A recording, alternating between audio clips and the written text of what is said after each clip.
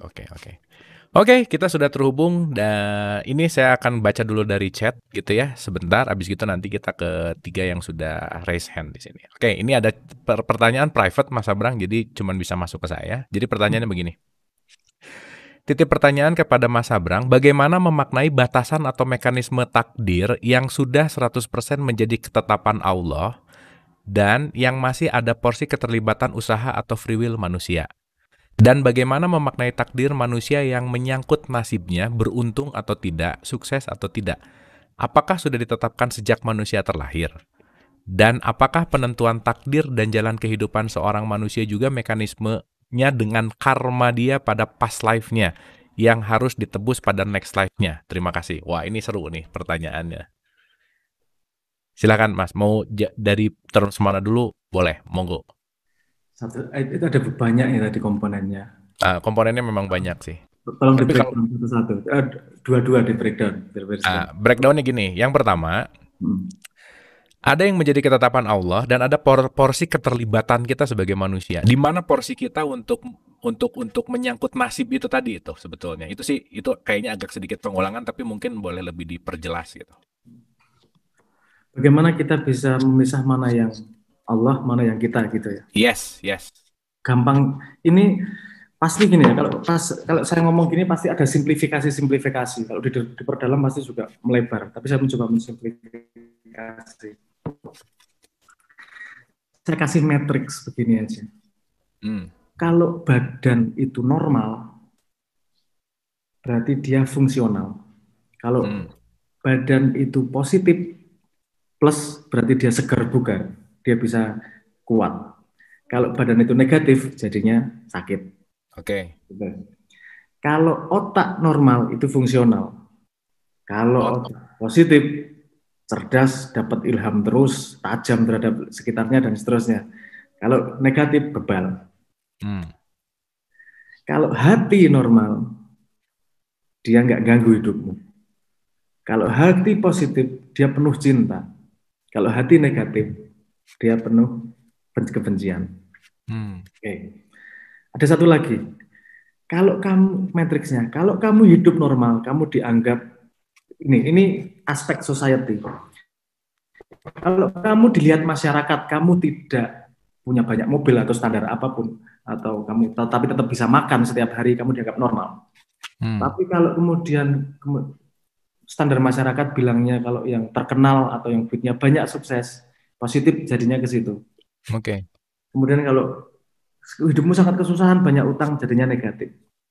Oke, kita lihat 4 matriks itu. 3 ada di dalam, 1 ada di luar. Hmm. Yang di luar kamu tidak bisa kontrol karena butuh social conformity, butuh Oke. persetujuan masyarakat banyak untuk kamu Hmm. bisa positif di bidang sosial ini. Hmm. Itu hanya satu aspek dari 4 loh, seperempat loh. Tapi ada 3 aspek yang lain yang di dalam diri. Dipastikan otakmu berjernih terus, dipastikan badannya seger, dipastikan hatinya penuh cinta. Kita memperhatikan 3 ini aja, add output di luarnya pasti berbeda efeknya. Kita ngomong Hmm. yang bisa kita rubah apa? 3 aspek yang di dalam ini. Hmm. Karena itu yang di dalam kontrol kita, yang di luar bukan kontrol kita nih. Terus agama bahkan memberi satu informasi untuk memudahkan. Dari 3 matriks ini, kalau satu gumpal darah saja baik posisinya, Hmm. Semuanya lain baik ya. semuanya akan seret baik nih. Hmm. Satu gumpal darah itu mana tuh? Kalau hatimu penuh cinta, otakmu nggak akan negatif-negatif, susah bikin otak negatif itu. Kalau Oke. hatimu penuh cinta, hormon oksitosinnya banyak keluar, Hmm. badannya sehat juga ikut Oke. keluarnya. Kalau kamu penuh cinta, orang lebih senang dekat sama kamu, kesuksesan lebih gampang didapatkan. Oke. Agama ngasih luar biasa loh, tapi nggak diomongin juga oksitosinnya, nggak ruwet nanti masuk ceramah ngomong oksitosin dan segala macam, tapi kasih situ hatimu penuh cinta aja, selesai. Itu satu gumpal darah yang akan mempengaruhi semuanya. Oke. Masalahnya gini loh, kita tuh kadang-kadang kalau keluar kita kita mimpi dapat mangga, Kemudian kita dikasih durian, kita ngomongnya gagal. Kita tidak dikasih mangga, padahal kamu dikasih durian, sesuatu yang lebih enak daripada mangga. Limitasi itu membuat kita tidak susah mensyukuri apa yang dikasih Tuhan. Orang gini, orang berdoa pengen dapat apa? Orang berdoa pengen bisa beli mobil, tapi dia nggak berdoa bisa beli bensinnya. Kalau kamu dikasih beli mobil nggak bisa beli bensinnya, ya sama aja tuh. Kalau kamu berdoa sama Tuhan misalnya gini, Tuhan saya ini diplomasi ya. Kalau sama Tuhan saya biasanya diplomasi. Misalnya minta mobil, saya nggak akan ngomong minta mobil. Tuhan saya tuh nggak tega loh, istri sama anak saya takut apa namanya masuk angin. Ya kayaknya mobil sih. Tapi ya terserah jenengan lah. Saya cuma pengen nggak masuk angin aja ya. Apa kalau bisa ya saya berguna sebagai kepala rumah tangga lah. Itu Tuhan nggak akan ngasih mobil pasti pertama. Disiapkan kamu beli bensinnya. Disiapkan kamu punya garasinya. Disiapkan kamu bisa nyetirnya. Baru kemudian punya mobilnya. Ini orang sering nggak sabar ketika lagi dibangunin garasi sudah marah-marah nggak dikasih mobil. Kadang-kadang mimpimu itu bisa menjerumuskanmu loh, jangan lupa. Nah, makanya kalau agama ngomong kamu percaya sama Tuhan, kamu konsentrasi pada Tuhan, kamu mencari akhirat, penuhi cinta hatimu, dunia pasti dikasih. Karena kalau kita tidak terlalu menspesifikkan apa yang kita inginkan, semua adalah rezeki dari Tuhan. Semua akan kita syukuri. Dan kalau kita mensyukuri, semakin diberi lebih sama Tuhan. Jadi konsentrasinya bukan pada mimpinya mendapatkan apa, tapi memastikan dirimu bekerja sebisanya, sekerasnya. Jangan tidur sebelum capek. Jangan tidur sebelum berkeringat. Hari itu keringatnya harus jelas menjadi apa? Menjadi ilmu, menjadi pemahaman, menjadi terserah, whatever. Karena harus lebih baik hari itu. Agama wis menyediakan platformnya luar biasa. Jadi kalau saya lebih suka melihat masa depan itu sebagai drama Tuhan yang dibuka. Yang bisa saya pastikan adalah saya harus berkeringat hari ini. Saya harus maksimal dengan apa yang saya miliki hari ini. Besok terserah Tuhan. Kalaupun tidak dikasih apa-apa, matinya enak nanti sama malaikat. Tuhan ini siapa? Saya udah ngelakuin semua perintah Tuhan loh, gak usah tanya-tanya kamu. Aku nggak dikasih apa-apa loh ini. Bisa gitu loh. Itu win-win situation itu. Pokoknya aku memastikan bahwa aku tidak menyanyiakan life apa yang dikasih Tuhan. Tuhan paling tahu porsinya. Tepuk tangan dulu dong, ini keren banget. Mantap. Pastikan keringatnya jadi apa gitu ya. Wah, itu keren banget sih, Mas. Oke, kita langsung ke dikit lagi nih berkaitan sama si private ini tadi nih. Karma gimana, Mas Abrang? Point of view Mas Abrang tentang karma gimana kira-kira? Sepemahaman saya, karma di bahasa Sanskrit artinya bukan seperti yang kita bayangkan sebagai karma. Karma itu kausalitas, sebab akibat. Jadi kita mengalami apa yang, kalau kita membuat sebuah sebab, pasti kita mengalami akibat. Jadi kausalitas sebab akibat itu yang disebut karma, sepemahaman saya. Di Islam sudah sangat sederhana. Malik Yaumiddin, raja dari hari pembalasan. Pembalasan itu apa? Itu akibat dari sebuah sebab.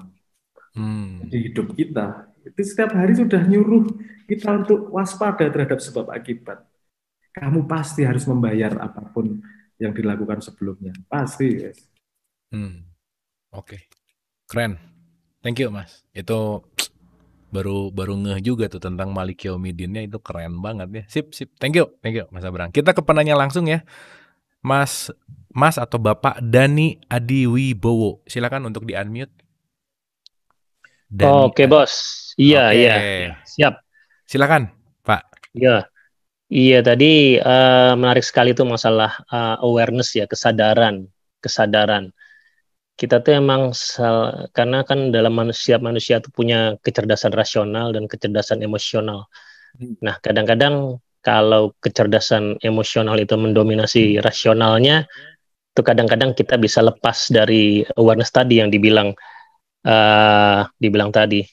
Seperti contohnya adalah misalnya kita, yang paling bahaya tuh kalau kita tidak sadar kalau kita sedang marah, atau kita tidak sadar kalau kita sedang sedih gitu ya. Oke. Itu dua hal yang sering terjadi sama kita. Sehingga kadang-kadang kalau kita marah tuh jadi nggak terkontrol, sedih pun nggak terkontrol gitu ya, karena kita tidak awareness itu tidak ada. Nah, poin tertinggi dari awareness itu adalah observe something without evaluating it. Itu adalah kesadaran yang paling tinggi. Itu apakah benar seperti itu ya, Mas? Itu aja pertanyaan saya. Makasih.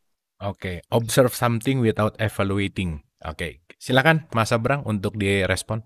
Saya in a way setuju itu.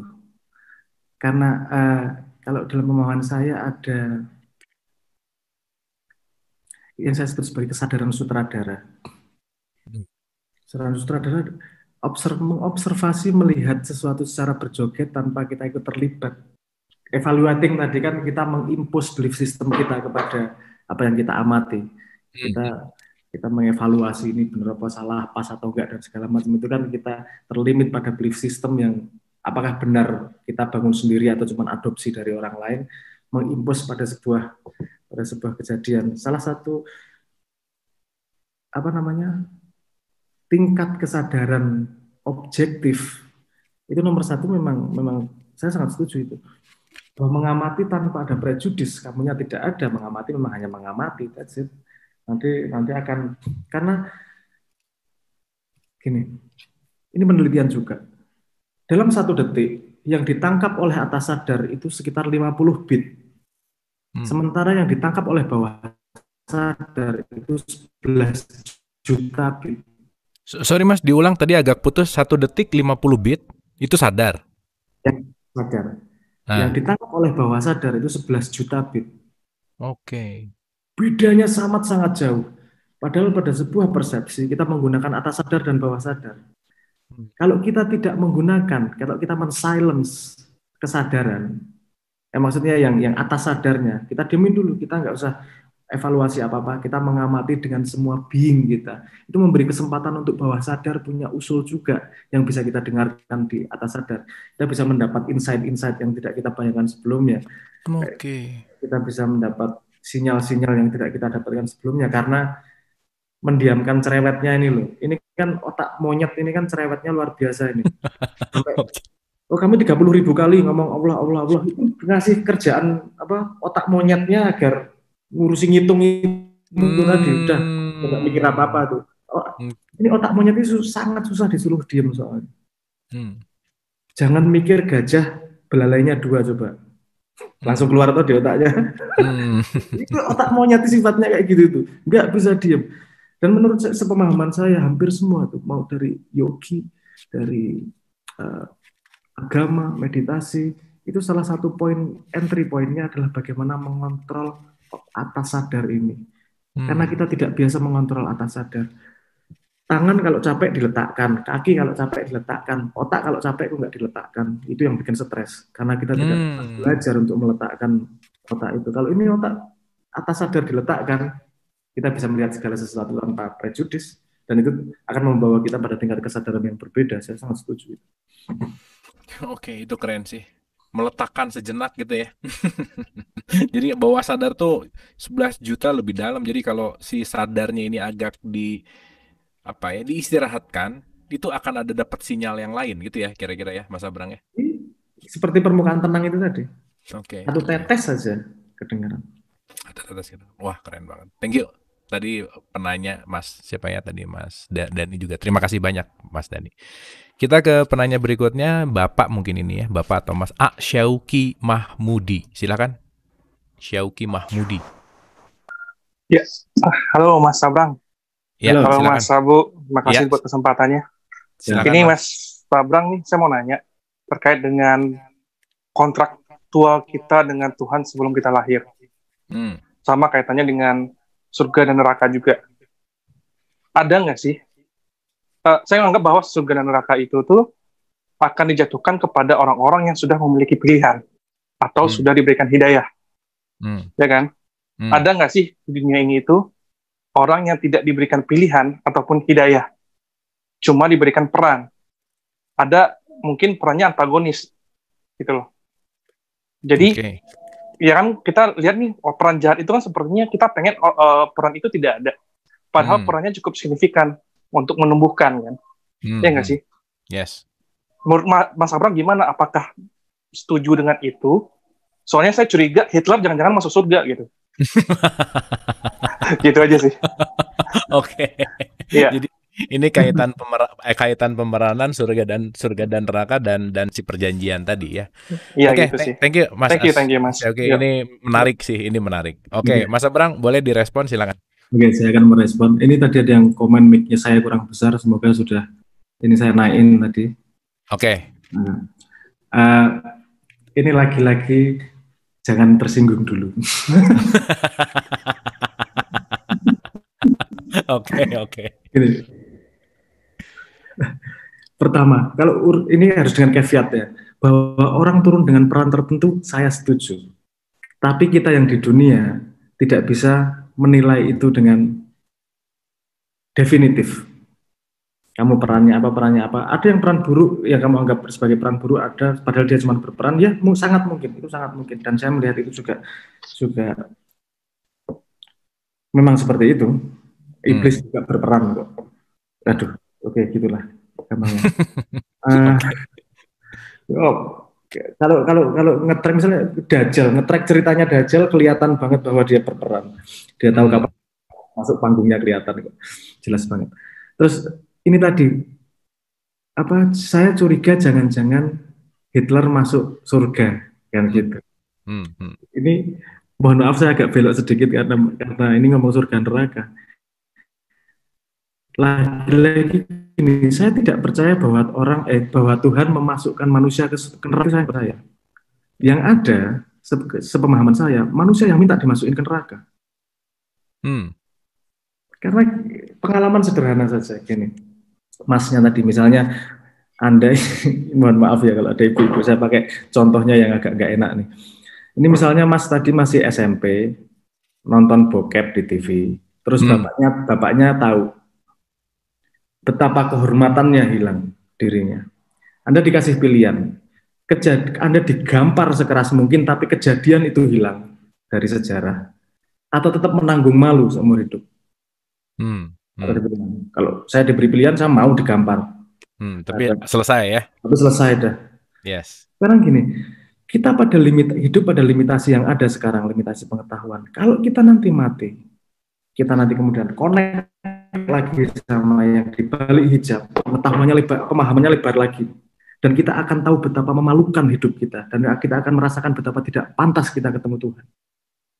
Ya Allah, hidupku kayak gitu, ya Allah, kehormatanku di mana saya nggak pantas ketemu jenengan Tuhan. Saya minta digosok punggung saya agar kehormatan saya bisa kembali. Jadi menurut saya neraka itu bukan tempat hukuman, tapi tempat kasih sayang Tuhan memberi kesempatan kita untuk membayar kehilangan kehormatan. Oke. Jadi saya nggak percaya Tuhan menghukum, nggak ada gunanya Tuhan menghukum. Manusia mau nyembah atau tidak, kamu di Quran jelas kamu mau kafir ya kafir, terserah pilihanmu sendiri kok. Semua ada sebab akibat. Kalau nanti kita mati dan kita tahu perilaku kita itu sebenarnya menghilangkan kehormatan diri, sehingga kita tidak pantas menghadap Tuhan, pasti kita mencari cara gimana biar aku bisa pantas ngadepin Tuhan. Kita mungkin belum merasakan butuh itu karena kita masih pada limitasi, tapi nanti kita sudah terbuka lebar drama ini dalam tanda petik lah, dan kamu kelihatan, kamu melakukan dramanya seperti itu, malu pasti. Saya minta digampar Tuhan, saya minta digoreng Tuhan, biar hilang ini malu saya terhadap kehormatan saya yang hilang. Kalau enggak saya nggak pantas ketemu sampean. Saya milih digoreng daripada nggak bisa ketemu jenengan. Saya percaya seperti itu. Jadi surga dan neraka itu saya melihat dua-duanya kasih sayang Tuhan. Nggak ada hukuman tuh. Oke. Keren Mas. Keren banget sih, benar-benar. Jadi kita melihatnya itu bukan dari fearness-nya gitu ya. Tapi kita ngelihatnya dari sisi love-nya gitu, bahwa menyadari bahwa ya Tuhan untuk apa menghukum juga benar juga gitu ya, dalam tanda petik. Justru dengan kesadaran itu kita akan membuat, ya maksudnya ada kesadaran yang lebih dalam untuk kita pahami bahwa bentuk kasih sayang Tuhan yang lain gitulah kira-kira ya. Oke, thank you Mas Abraham, itu keren banget.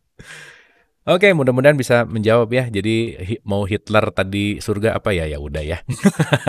Otak aku tahu Hitler gimana sekarang. Gitu. itu nanti kita bahas di episode yang akan datang aja, Mas. Oke, thank you. Berikutnya kita ke Mas Jojo Prastio. Silakan Mas Jojo.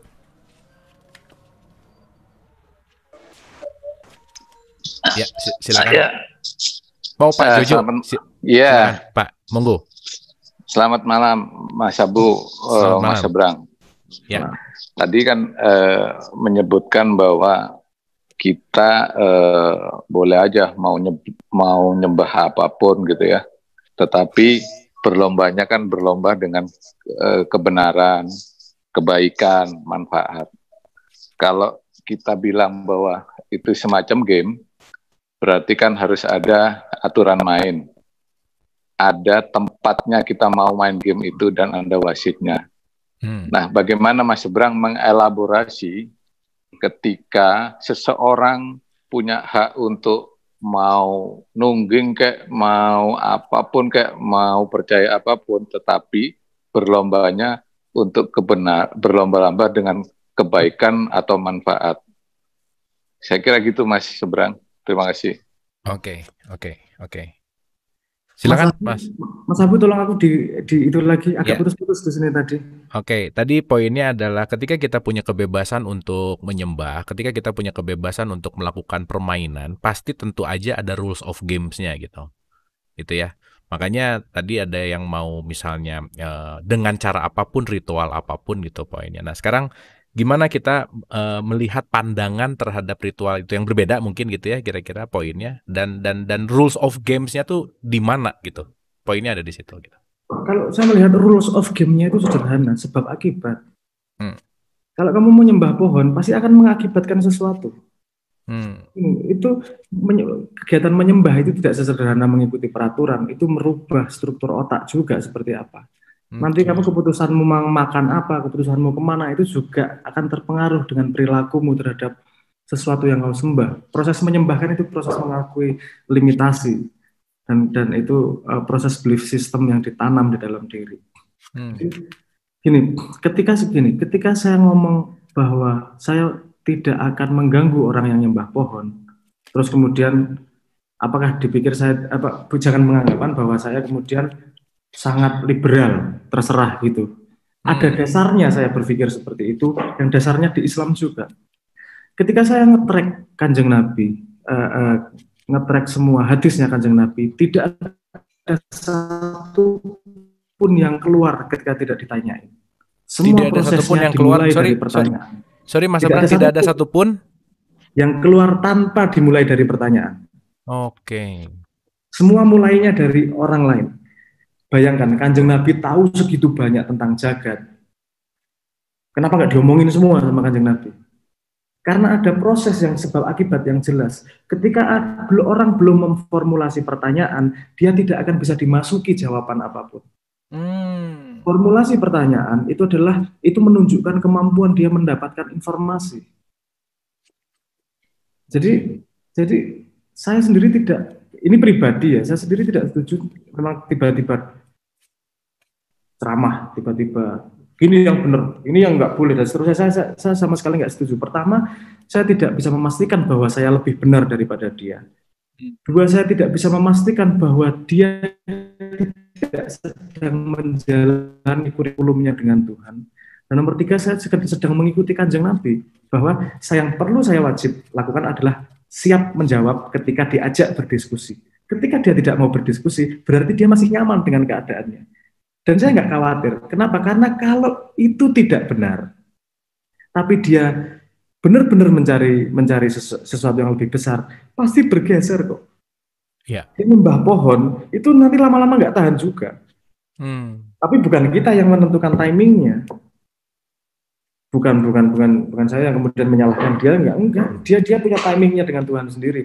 Saya cuma memastikan bahwa saya siap menemani dia, ngobrol dan seterusnya. Kamu masih nyaman di situ? Ya monggo, asal jangan mengganggu orang lain. Rule of the game di sini dalam life ini ada yang namanya sebab akibat. Agama itu bukan rule of the game. Ini ini agak keras nih, agak nanti agak dibantah kemungkinan.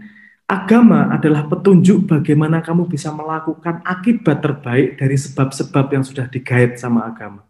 Rule of the game-nya adalah sebab akibat. Kamu dikasih petunjuk nih, kalau kamu gini, itu akan menjadi sebab untuk akibat yang terbaik di masa depan. Oke. Agama itu petunjuk. Dan saya sering ngomong gini, kalau ada arah ke Bandung, kalau ada jalan tol menuju ke Bandung, pasti ada petunjuk arah Bandung. Rule of the game-nya adalah perjalanan menuju Bandung, bukan petunjuknya. Kalau kita meluk petunjuknya, kita nggak akan sampai Bandung. Tapi kita ikuti jalannya berdasarkan petunjuk itu. Sepemahaman saya begitu. Jadi rule of the game dalam hidup itu sebab akibat. That's it. Oke, thank you Mas Abrang. Keren, mantap. Thank you. Mudah-mudahan bisa menjawab ya. Oke, ini ke Mamun itu apa? Ibu, bapak, silakan. Bapak atau Ibu Mamun ini, Mas atau Mbak?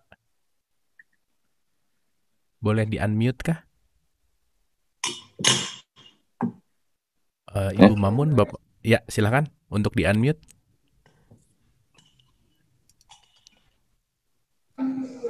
Oke, silakan. Mas Abrang, gini, Ya'mul Mahfuz itu kan sebuah sistem yang dimana skenario Tuhan buat setiap ciptaannya ya. Nah, pertanyaan gini, kalau sistem itu sudah dibentuk dari awal kita lahir sampai kita kerja, sampai kita mati, dan endingnya kita misalnya ke neraka atau ke surga, berarti sistem itu memang benar-benar bisa diubah dong. Kalau misalnya kita terlahir untuk jadi orang jahat dan sebagainya, membunuh orang banyak dan sebagainya, berarti sistem itu benar-benar bisa dikatakan bahwa memang udah settingan Tuhan bahwa kita dilahirkan untuk masuk neraka dong. Kalau sistemnya yang Mahfuz itu kan seperti itu. Sistem yang memang sudah tidak bisa diubah, mutlak gitu. Menurut Mas Abrang gimana? Oke, thank you. Sorry, yang kedua adalah gini. Apakah kita terlalu menuhankan Allah atau menuhankan Tuhan kita? Apakah kita bisa menjadi musyrik? Terlalu menuhankan ya, maksud saya. Thank you, itu aja. Oke. Silakan Mas Abrang. Ini sebenarnya mungkin Mas Mamun telat ngikuti ya. Ini dari awal sudah digelar sedemikian rupa ini. Kalau saya ngulangi lagi dari awal agak panjang. Ya udah nggak apa-apa. Konsepnya nggak seperti itu. Dari tadi sudah saya gelar pisah antara takdir dan free will itu tadi. Jadi konsep yang ditanya itu sudah awal-awal. Mohon maaf jadi mohon maaf kalau saya skip. Nggak seperti itu. Mau ditonton lagi videonya. Oke, thank you Mas. Ya nanti boleh diulang ada di YouTube ada kok. Oke, kita ke ini dari YouTube Mas. Ini menarik sih pertanyaannya. Pertanyaannya simpel banget. Menurut narasumber, pengalaman berkorban dan merayakan Idul Adha itu takdir atau free will? Nah, gimana Mas Abrang? Gini, saya ditakdirkan hidup pada keluarga Islam yang mengajarkan saya tentang nilai-nilai beragama, salah satunya adalah Idul Adha. Saya ditakdirkan untuk mendapatkan informasi itu. Tapi untuk mau melakukan, kemudian saya memakai free will saya. Jadi apakah itu takdir dan free will? Dua-duanya. Oke. Dan balik lagi ya, kita memaknai segala sesuatu tidak dari simbolnya kan gitu ya poinnya ya. Pasti ada makna di balik simbol gitu poinnya. Wah luar biasa. Ini raise hand yang berikutnya, ini nggak tahu namanya siapa tapi iPhone. Silakan Mas iPhone atau Mbak atau Ibu atau Bapak. Iya, silakan. Halo, malam Mas Abrang mau tanya. Ya, ini kan sebelumnya nggak tahu ya ini benar atau salah. Jadi yang saya pernah tahu kan Nabi Musa dulu pernah tanya sama Nabi Adam, lebih tepatnya seperti menyalahkan Nabi Adam kan gara-gara Nabi Adam yang dulu makan buah kuldi, akhirnya manusia ini akhirnya turun ke bumi dan semacam dihukum. Nah, Nabi Adam akhirnya menjawab kalau lebih duluan Nabi Adam atau Lauh Mahfuz.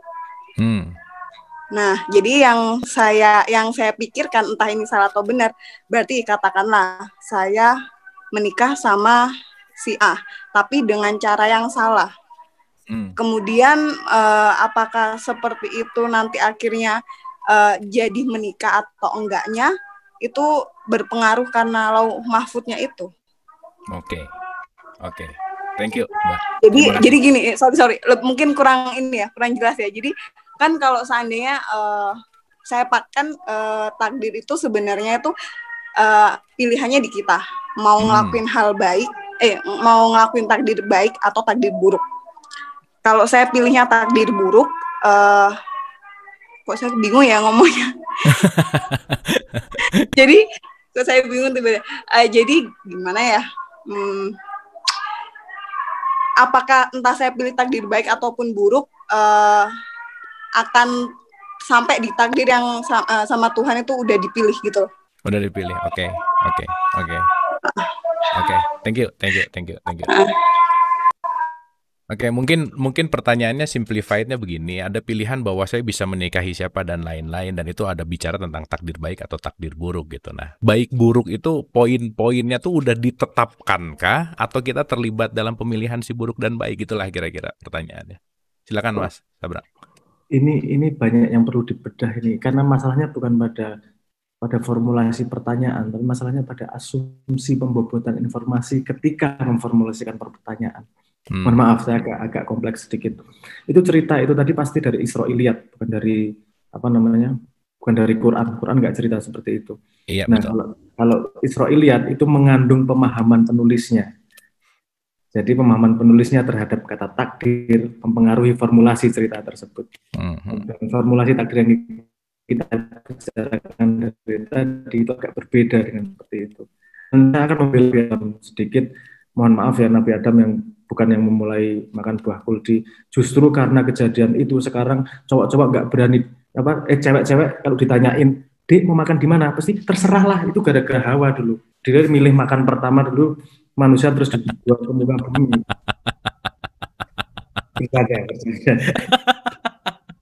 Oke. Lanjut Mas. Jadi gini. Kita selalu ngomong baik dan buruk tanpa memformulasi secara jelas. Baik dan buruk itu tidak bisa berdiri sendiri. Baik dan buruk itu pasti ada ukurannya. Bukan ada ukurannya. Ada alignment-nya, apa bahasa Indonesianya? Dibantu saya. Ada apa ya bahasa Indonesianya? Kadar kali ya? Kadarnya kali. Bukan kadar. Gini, ada frame-nya. Ada frame-nya. Misalnya gini. Kita tidak bisa mengatakan bahwa perjalanan dari Jogja, ini dari Jakarta ya, misalnya. Kita tidak bisa ngomong naik kapal di Merak Bakauni itu baik atau buruk. Kita nggak bisa ngomong itu baik atau buruk tanpa kita ngomong dulu tujuannya kemana. Kalau kita tujuannya ke Surabaya, itu perjalanan yang buruk karena nggak pas. Tapi kalau kita perjalanannya ke Palembang, itu baik karena pas, itu benar. Jadi baik, buruk, benar, salah tidak mungkin berdiri sendiri tanpa ada frame-nya. Ada satu lagi masalahnya, baik dan buruk itu tidak bisa kita ngomong tanpa dibuktikan oleh waktu. Anak sekolah pasti ngomong dia disuruh sekolah itu buruk. Oh enak main ya, ngapain aku sekolah harus di kelas dari pagi sampai siang kayak gitu, itu buruk. Tapi dia merasakan baiknya ketika dia sudah gede. Nah kita kan nggak tahu. Masalahnya manusia adalah gini, kita nggak tahu apa yang kita lakukan sekarang itu baiknya 1 hari lagi, seminggu lagi, sebulan lagi, atau setahun lagi. Karena gini, sekolah kita tuh ngajarinya sukses sih, tidak ngajari kuat dalam kegagalan. Padahal untuk menuju ke keberhasilan, itu yang paling penting adalah kuat dalam ketidakenaan. Tidak ada keberhasilan, yang namanya keberhasilan tiba-tiba enak. Kalau kamu tiba-tiba enak, pasti tidak menghargai yang namanya keenakan tersebut. Oke, benar. Kalau mau menghargai bersyukur beneran tuh mesti ngerasain susahnya. Wah ini, tapi nggak berhenti seperti itu. Nah, ini jadi kalau ngomong pilihan apa namanya, memilih A atau B untuk menikah itu baik atau buruk, itu faktornya sangat banyak ya. Kita nggak bisa ngomong. Kalau kita pas lagi ribut, kita pasti ngomong pilihan buruk itu. Kalau pas lagi dikasih enak-enaknya pasti mesra, pilihan benar itu berubah terus nih, pilihan baik dan benar. Karena kita masih pakai frame diri sendiri. Apa kita masih pakai frame standar nih. Tapi kalau kita ambil ke diri bahwa gini, ini siapapun yang kupilih adalah katalis perjalanan untuk menuju aku yang lebih baik. Semua kebaikan disyukuri, semua keburukan digunakan untuk meningkatkan diri. Tapi kamu tentunya harus punya batas juga. Kalau perkawinan batasnya di sini, kamu melewati, oke, selesai. Itu juga perlu planning seperti itu. Saya cuma mengajak gini, jangan mudah ngomong baik dan buruk. Karena kita nggak ngerti. Yang diomongin adalah istiqomah. Kita punya tujuan mau kemana, kita istiqomah terhadap itu. Dan satu lagi, jujur sama diri sendiri. Itu pelajaran terbesar yang saya alami yang saya ambil dari Kanjeng Nabi. Nabi itu sebelum umur 40 tahun itu bukan Nabi. Belum diangkat menjadi Nabi. Tapi beliau sudah punya gelar yang namanya Al-Amin. Orang yang bisa dipercaya. Jadi modalnya, salah satu modal utamanya menjadi nabi adalah bagaimana dia bisa jujur kepada dirinya 100%. Dan ini menurut banyak penelitian. Kalau kamu menghadapi sesuatu yang kamu tidak tahu hasilnya seperti apa, strategi terbaik adalah jujur sama dirimu sendiri. Jujur sama dirimu sendiri. Itu tidak mudah jujur sama diri sendiri. Karena kadang-kadang ketutupan nafsu, ketutupan mimpi, ketutupan omongan tetangga, ketutupan YouTube dan seterusnya. Padahal yang paling penting itu kejujuran sama diri sendiri, karena itu yang paling dari penelitian dan saya sangat setuju dengan itu. Itu strategi terbaik ketika kita masuk pada sesuatu yang tidak kita ketahui. Karena apapun yang kita hasilkan, kita tidak akan menyesali perjalanan. Kita tidak akan menyalahkan orang lain. Kita tidak akan menyalahkan tetangga, kita tidak akan menyalahkan YouTube dan seterusnya, karena kita jujur sama diri sendiri. Apapun yang terjadi, kita yakin bahwa itu menumbuhkan kita. Kalau di Islam kita sudah dilatih sehari 17 kali. Tuhan Maha Pengasih Penyayang. Pasti Tuhan Maha Pengasih Penyayang. Tuhan Maha Pengasih, Maha Penyayang, dan dialah raja dari sebab akibat. Daripada semua sebab akibat yang kamu lalui dalam hidup, itu adalah frame kasih sayang dari Tuhan. Tidak mungkin Tuhan menyusahkan kita. Kalau kelihatannya susah, itu sedang ngasih ujian agar naik kelas. Karena naik kelas itu pasti susah. Jadi kalau kita lihatnya kesusahan sebagai kesempatan untuk naik kelas, karena saya melihat itu satu-satunya cara untuk melihat hidup. Semua kesusahan adalah kesempatan untuk naik kelas. Itu ekspresi kasih sayang dari Tuhan. Dan semakin hidupmu banyak kesusahan, nanti buktikan ketika tua, hidupmu akan terasa semakin bermakna.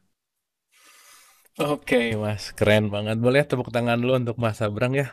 Mantap sekali. Oke, Mas Abrang, nggak kerasa udah 21.17. Ada final statement, Mas, untuk episode malam hari ini? Recap.